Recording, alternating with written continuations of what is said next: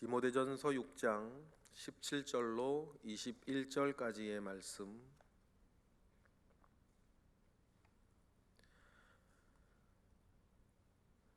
우리 다 같이 한 목소리로 합독하겠습니다. 내가 이 세대에서 부한 자들을 명하여 마음을 높이지 말고 정함이 없는 재물에 소망을 두지 말고 오직 우리에게 모든 것을 후히 주사 누리게 하시는 하나님께 두며 선을 행하고 선한 사업을 많이 하고 나누어 주기를 좋아하며 너그러운 자가 되게 하라. 이것이 장래에 자기를 위하여 좋은 터를 쌓아 참된 생명을 취하는 것이니라. 디모데야, 망령되고 헛된 말과 거짓된 지식의 반론을 피함으로 내게 부탁한 것을 지키라. 이것을 따르는 사람들이 있어 너 믿음에서 벗어났느니라. 은혜가 너희와 함께 있을지어다. 아멘. 그리스도인들에게는 누구에게나 믿음의 선한 싸움이라는 것이 있습니다. 믿음의 선한 싸움은 우리가 하나님의 뜻대로 살기를 원하는 마음이 있고 하나님의 말씀을 쫓아 살기를 원하는 의지가 있을 때에 우리의 가슴 속에서부터 우리의 육신과 우리의 생활 속에서 다른 이들과 연대해서 살아가는 우리의 삶 가운데에서 다양한 모습으로 드러납니다. 믿음의 선한 싸움 속에서 우리가 이길 때 우리를 통해 하나님의 선하신 일들은 일어날 것이고, 우리가 싸움에서 이기지 못했을 때에는 우리 역시 살았다는 이름을 가졌으나 실상은 죽은 자처럼 살아가게 될 것입니다. 그래서 불신자와 사실상 크게 다르지 않는 삶을 살아가게 되겠죠. 믿음의 선한 싸움은 사람의 개인적인 형편과 상황 속에서 다양하게 전개될 수 있는데, 그 믿음의 선한 싸움을 바울이 디모데에게 말할 때에는 크게 두 가지로 이야기를 했었습니다. 부자 되고자 하는 마음과 쓸모없는 논쟁과 언쟁 속에서 경건을 자기 이익의 방편으로 삼고자 하는 그 일에 대항하여 믿음의 선한 싸움을 하라 이야기를 하는데, 오늘도 그 이전의 내용과 똑같습니다. 성경은 독특한 표현법이 있죠. 그걸 평행법 이렇게 이야기하기도 하는데, 히브리인의 사고 체계가 그런 것 같아요. 중요한 것은 똑같은 이야기를 단어를 반복하든지 문장을 반복하든지 문단을 반복하든지 내용을 꼭 두 번씩 반복하는 것이 있습니다. 그래서 강조하는 거겠죠. 그래서 성경의 중요한 내용들을 보면 꼭 두 번씩 나올 때가 많습니다. 천지창조도 두 번 나오고 여러 가지 그런 내용들이 있고, 시편에도 보면 동일한 내용을 두 번씩 꼭 반복하는 일들이 성경에는 굉장히 많이 나옵니다. 두 번 반복 안 하는 것이 희귀할 정도로 꼭 성경은 두 번씩 내용을 반복하여서 우리에게 이야기하는데, 이것이 히브리인의 사고 구조 같아요. 오늘도 마찬가지입니다. 믿음의 선한 싸움을 하라라고 4절, 6절, 그 다음에 9절, 10절에 이야기를 하고, 또 믿음의 선한 싸움이 어떤 것인지 약간 또 내용을 또 자세하게 풀어서 17에서부터 19절에 이야기하고 또 20절, 21절에 또 이야기를 하는 거죠. 그런데 믿음의 선한 싸움을 하려 할 때에 믿음의 선한 싸움을 하는 그 주체에 대해서 사도 바울은 뭐라 그랬냐면, 오직 너 하나님의 사람은 그렇게 살아야 된다 이야기를 했던 걸 우리는 또 기억합니다. 하나님의 사람은 다음의 두 가지에 대한 믿음의 싸움을 한다. 피할 것에 대한 두 가지를 강조를 하죠.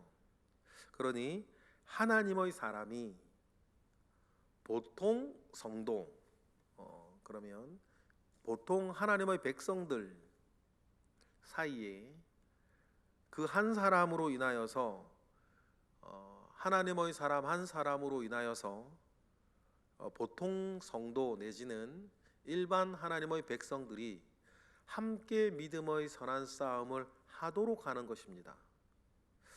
성경 구약에 보면 하나님의 사람이라고 하는 그 명칭을 이렇게 즐겨 받아 사용되어졌던 사람, 대표적인 두 사람이 있는데 첫 번째 사람이 모세였어요. 모세를 보면 하나님의 사람이라고 하는 그 호칭이 모세에게 있었습니다. 그러고 보면 모세 한 사람으로 인해서 일반 하나님의 백성들 이스라엘이 가나안 40년 동안 믿음의 선한 싸움을 그들은 하게 됐죠. 흔들릴 때도 있고 저항할 때도 있고 잘할 때도 물론 있었으나 그 모든 때에 모세는 꺼지지 아니하는 하나님의 등불처럼 이스라엘 백성들 전체가 믿음의 선한 싸움을 하도록 영도했던 것을 우리는 기억하고, 하나님의 사람이라고 하는 그 내용을, 그 말을 사무엘도 받고 또 이사야도 받아요. 성경의 표현에 하나님의 사람이라는 그 70여 번 정도 나온다 그랬는데 어떻게 보면 제일 많이 등장하는 그 표현 중에 하나가 또 이사야를 향해서 그런 얘기를 많이 하죠. 사무엘도 그렇고 이사야를 보면 정말 소수의 하나님의 사람이었어요. 정말 거룩한 씨와 같은 사람들이죠. 밤나무와 상수리 나무가 베어짐을 당하는 시대라 하더라도 그루터기로 남아 거룩한 씨처럼 있는 사람들이었어요. 그래서 여러분 이사야를 보면 급속하게 기울어져 가고 있는 그 나라 속에 이사야가 아하스나 므낫세와 같은, 중간에 히스기야도 껴 있지만 아하스나 므낫세와 같은 남유다 대표적인 악한 왕과 더불어서 선지자의 생활을 했던 이사야를 보면 정말 그 사람이 그 거룩한 씨와 같은 사람이 돼서 어두운 시대를 지켜갔고, 이사야나 사무엘을 통해서 이스라엘은 또 하나님의 선한 싸움들을 할 수 있는 일들이 있었던 것을 우리는 기억을 합니다. 이런 것들을 우리가 보면 바울이 디모데에게 오직 너 하나님의 사람아 이러이러한 것들을 피하고 이러이러한 것들을 따르라고 하는 그 믿음의 선한 싸움을 싸우게 하고, 디모데로 인해서 에베소 교회가 하나님 아버지 앞에 온전하게 되어지기를 원하는 그 마음들이 있는 것입니다. 그래서 오늘 우리가 읽는 이 본문도 디모데가 믿음의 선한 싸움을 본인 스스로도 할 뿐 아니라 하나님의 사람으로서 보통 성도가 또 디모데와 함께 하면서 믿음의 선한 싸움을 옳게 싸우게 하고 승리하도록 하도록 명하고 권하고 가르치고 본을 보이는 그 말씀을 오늘 우리가 읽고 있는데, 그렇다면 우리의 삶도 그렇다는 것을 기억합니다. 이것이 바울이 콕 집어서 디모데에게만 하는 말이 아니라고 하는 사실을 우리가 어떻게 알 수 있냐면, 디모데 전서의 맨 마지막 21절 보면 은혜가 너희에게 있을지어다 말을 해요. 그러니까 사도 바울은 디모데 전서를 쓸 때 이 편지가 디모데 한 사람을 향해 쓰여진 것뿐 아니라 디모데와 주변에 있는 모든 사람들이 이 편지의 내용대로 되어질 것을 구하고 은혜를 구하고 있어요. 그러니 디모데전서의 모든 내용이 마지막이 너희에게 있을지어다 라고 말하는 것은 개인을 향해서 보내진 형식을 취하고 있으나 당대로 따지면 에베소의 모든 성도들, 또 하나님의 나라라는 관점에서 보면 이후에 디모데 전서를 읽는 모든 사람들이 이 디모데 전서의 내용처럼 살기를 원하고, 어제 오늘의 본문 안에서 이야기를 하면 믿음의 선한 싸움, 이 싸움을 저나 여러분이나 싸우고 승리해야 할 것에 대해서 주문하고 있는 하나님의 마음을 우리는 읽어야겠습니다. 믿음의 선한 싸움을 이렇게 싸울 때 두 가지를 얘기를 했다 그랬죠. 첫 번째, 부자 되고자 하는 마음이에요. 부자 되고자 하는 마음에 대해서 성경은 열심히 살아서 부자가 되는 것과 처음부터 부자 되려고 하는 마음 그 자체는 달라요. 성경은 부자 되려고 하는 마음에 대해서 성경은 지지하지 않습니다. 열심히 살아서 하나님이 주시는 은사 가운데에 부자가 되는 것은 좋아요. 그런데 여러분, 처음부터 나는 이렇게 부자가 되겠다라고 하는 마음 가운데에서 돈을 벌고 일을 하면 그 사람은 반드시 시험에 든다는 사실들을 꼭 기억을 하시기를 바랍니다. 그리고 17절처럼 믿음의 선한 싸움의 첫 번째 내용을 권하죠. 17절 읽어보겠습니다. 내가 이 세대에서 부한 자들을 명하여 마음을 높이지 말고 정함이 없는 재물에 소망을 두지 말고 오직 우리에게 모든 것을 후히 주사 누리게 하시는 하나님께 두며. 마음을 정한 마음이 중요하다 그랬는데 그 정한 마음을 재물에 둘 거냐 하나님께 둘 거냐. 두 주인을 섬길 수 없고 재물과 하나님을 겸하여 섬길 수 없다라고 하는 성경 말씀을 여러분 꼭 기억하셔야 돼요.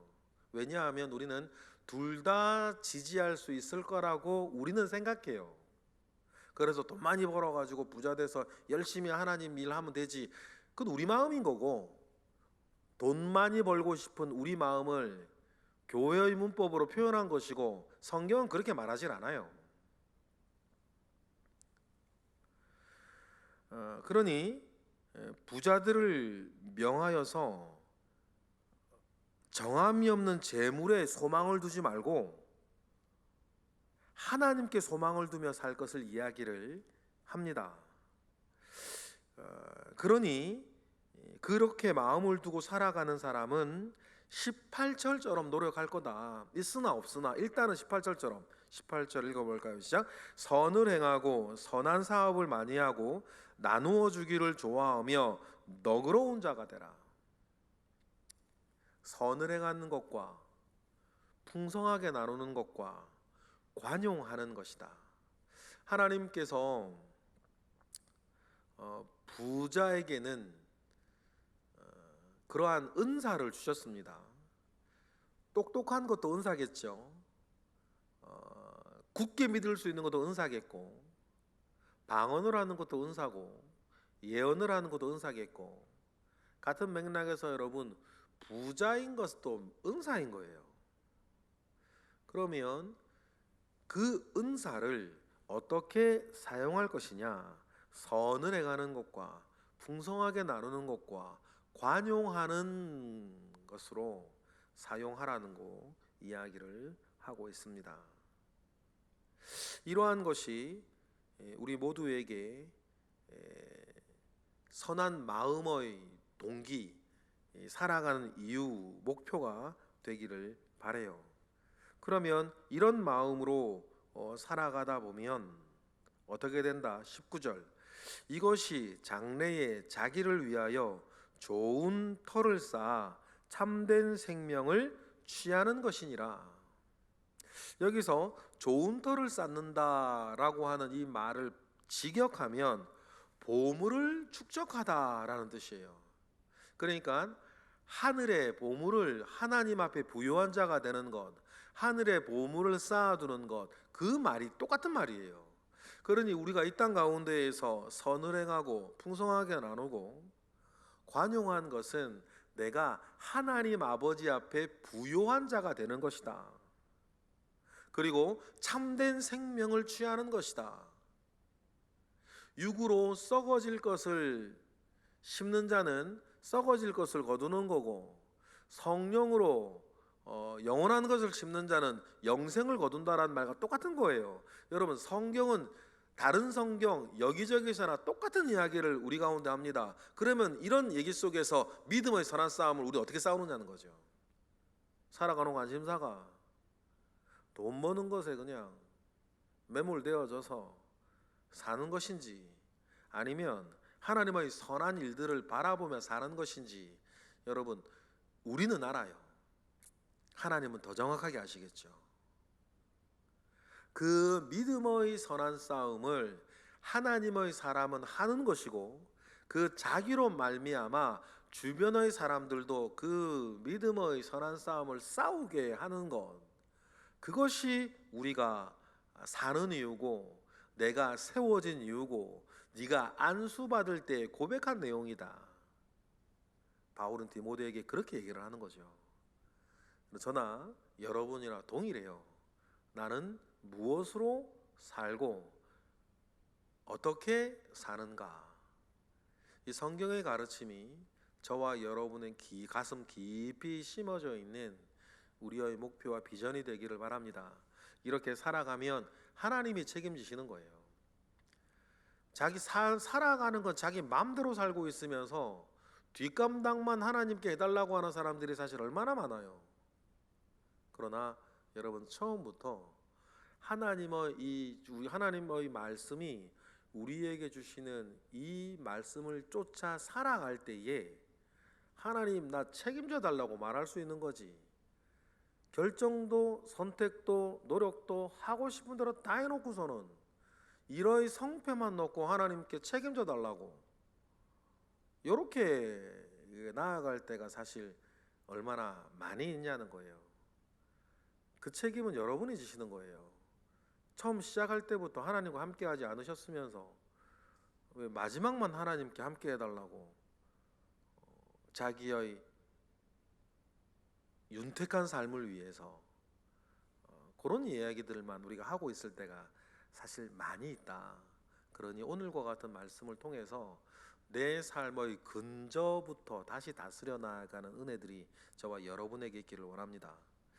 그리고는 하나님의 사람이 피해야 되는 두 번째 내용이 변론과 언쟁을 통해서 경건을 자기 이익으로 취하는 것이라 그랬는데, 그걸 20절에 또 한번 얘기를 해요. 20절 읽어볼까요?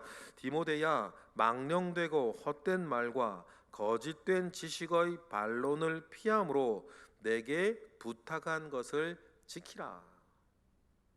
논쟁과 언쟁 속에서 전해지는 복음은 없습니다. 논쟁과 언쟁을 통해서 전해지는 복음이 어디 있어요? 우리는 복음의 변론자가 아니고 복음의 증인이다 라고 하는 걸 기억하세요. 우린 증언하는 거고, 우리는 증인되어지는 거지, 우리는 변호사도 아니고 우리는 복음의 변론자도 아닙니다.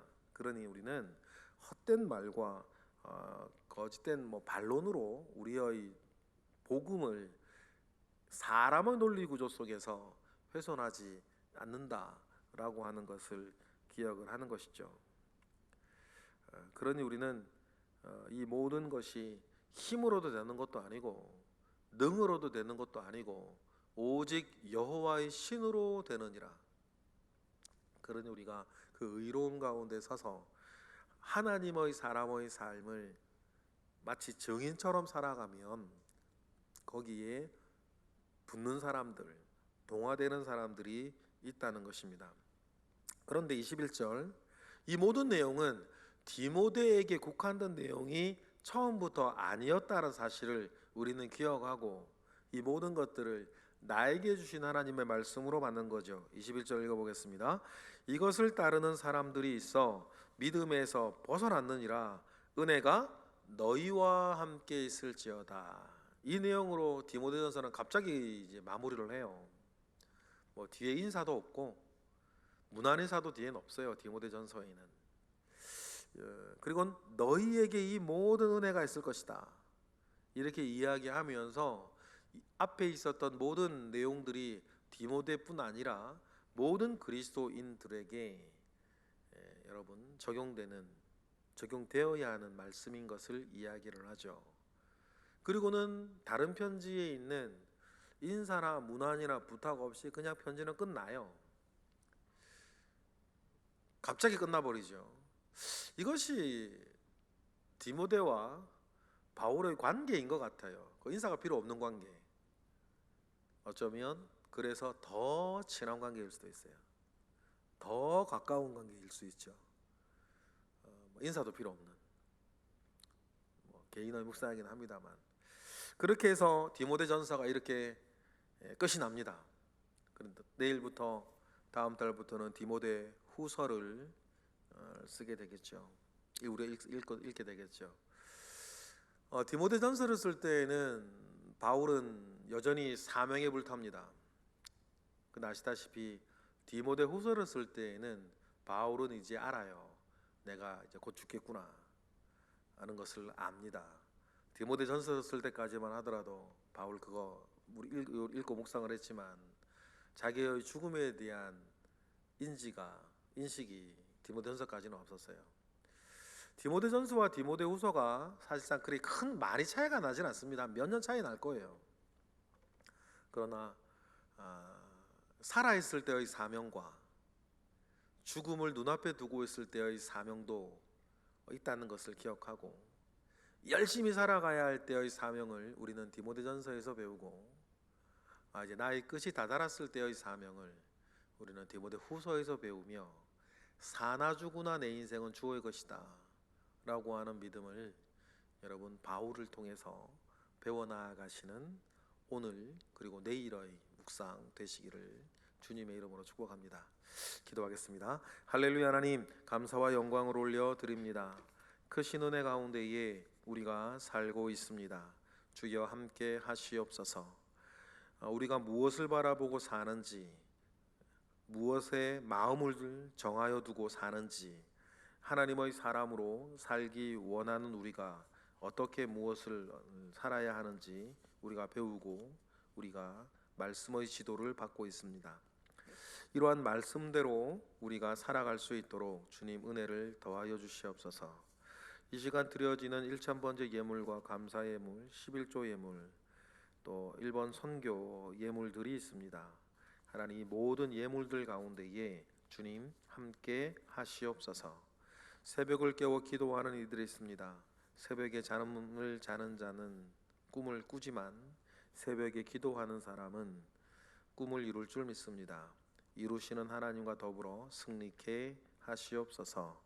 예수 그리스도의 이름으로 기도드렸나이다. 아멘.